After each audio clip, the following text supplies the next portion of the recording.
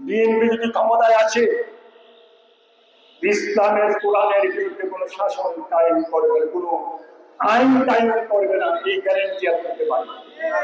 যদি এরকম কিছু হয়, আমি সাথে সাথে প্রটেস্ট করে পদত্যাগ করবো, কারণ আমি মুসলমান। ইনশাআল্লাহ বিএনপি এটা করবে না, এই গ্যারেন্টি আমি দিতে পারি আলহামদুলিল্লাহ। আর বিশেষ করে যে সমস্ত হযরত উলামায়ে কেরামরা আমাদের সাথে আছে, তারা যদি ত্রুটি ধরে ধরবো, তারা কই যাবে? তারা কিন্তু সত্যের প্রতি, তারা সত্য কথা দেখছেন তো, এনে দাঁড়ায় আছে, কথা কথা বলছে, কেন্দ্রে বলছে, তারা সত্যের প্রতি। আল্লাহ যেন ওনাদেরকে আমাদের সাথে রাখেন। খায়ের আরবি রহমতুল্লাহ আলী, শাহজালাল রহমতুল্লাহ আলীর সাথে 365 মধ্যে একজন, উনার বংশধর আমরা। কারণ এই রক্তের মধ্যে কওমি রক্ত আছে, কওমি রক্ত, দেওবন্দের রক্ত আছে। আল্লাহ যদি বিএনপিকে ক্ষমতায় আনে, ইমামদের ব্যাপারে, আলেমদের ব্যাপারে আমি চেষ্টা করব ইমাম, আলেম, মুআজ্জিনদেরকে, কওমি আলেমদেরকে যেন পূর্ণ মর্যাদা দিয়ে তাদেরকে একটা ভাতার ব্যবস্থা করা হয়, সেই চেষ্টা ইনশাআল্লাহ আমি করব। আলেমদের ব্যাপারে আমার প্রয়োজন বোধে সংসদ পদ থেকে পদত্যাগ করব, যদি না হয়। আর সাথে আমাদের সাথে তো এই হযরত উলামায়ে কেরামরা আছেন, যাদেরকে তারেক সাহেব খুব স্নেহ করেন, ভালোবাসেন, কলিজা দিয়ে ভালোবাসেন।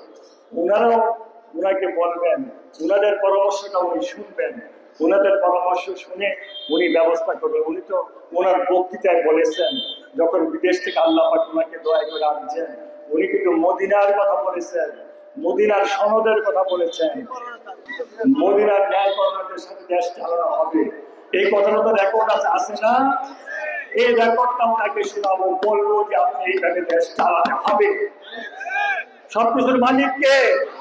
সমস্ত ক্ষমতার অধিকারী কে? আমরা আল্লাহর হুকুম অনুযায়ী চলবো, আল্লাহর হুকুমের বাইরে আমরা কিচ্ছু করবো না, এই ওয়াদা করতে পারি আমরা। আল্লাহ জানে। এই জন্য আমার এইবারে চিন্তা ভাবনা, আল্লাহ যদি বাঁচায় রেখেন, আল্লাহ যেটা করছে, আমি যদি আমার আল্লাহ রাস্তায় আমার কুরবানি করে কুচি কুচি করে গাড়িটা বিলাই দেয়ও, আমার আল্লাহ পিঠে শুকরিয়া আদায় হবে না। আপনারা চিন্তা করছিলেন আমি কায়কোবাদ খাইতে এলাম, আপনারা চিন্তা করছিলেন আমি কায়কোবাদ এখানে নির্বাচনে অংশগ্রহণ করতাম, কে করছে? আল্লাহ। তাহলে আল্লাহর হুকুমের বাইরে কিছু হবে না। এবং আমি আপনাদেরকে কথা দিতে পারি, আগামী নির্বাচনে যদি আল্লাহ পাক আমাকে ক্ষমতায় দয়া করে আনেন, আমি নেতাদের কথায় মুরাদনগর চালাবো না, চালাবো আপনাদের কথায় মুরাদনগর চালাবো, আপনাদের সাথে পরামর্শ করে মুরাদনগর চালাবো। আপনারা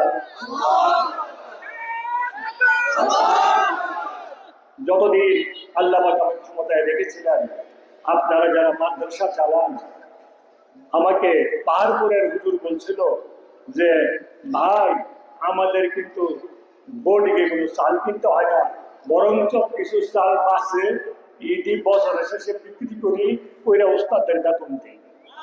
এই চাউনের ব্যবস্থা সারা মুরাদনগরে আমি, আমার কাছে একটা লিস্ট ছিল, কতগুলি এতিমখানা আছে, কতগুলি মাদ্রাসা আছে, যত টিয়ার আসতো একটা টিয়ারও অন্য জায়গায় যাওয়া হতো না, সব মাদ্রাসায় যাওয়া হতো, মসজিদে যাওয়া হতো, তাই না ভাইরা আমার?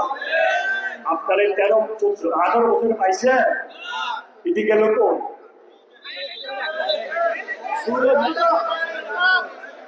আপনারা দোয়া করেন, আমি যেন আপনাদের সাথে বুকে বুক মিলে আপনাদের সমস্যার সমাধান করতে পারি। আল্লাহ পাক আমাকে তৌফিক দান করে মসজিদ মাদ্রাসার সমস্যার সমাধান করতে পারি, এবং উলামাদের খেদমত করতে পারি, গরিব ভাই বোনদের খেদমত করতে পারি। আপনাদের অনেক ধন্যবাদ। আসসালামু আলাইকুম ওয়া রাহমাতুল্লাহি ওয়া বারাকাতুহু।